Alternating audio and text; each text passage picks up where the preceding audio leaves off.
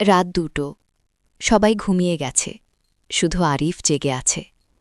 ফোনের গ্যালারিতে একটা ছবি, হাসছে মেয়েটা, নাম মায়া। মায়া বলতো, তুমি না থাকলে আমি একদম একা হয়ে যাই।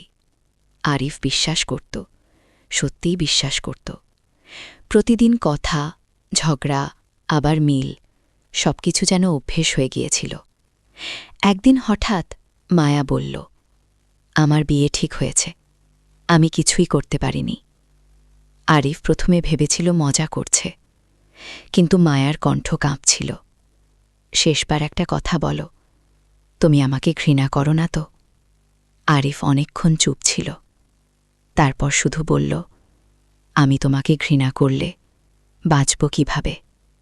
কল কেটে গেল। এরপর থেকে মায়া আর কখনো ফোন করেনি। কিছুদিন পর আরিফ দেখল সোশ্যাল মিডিয়ায় মায়ার বিয়ের ছবি।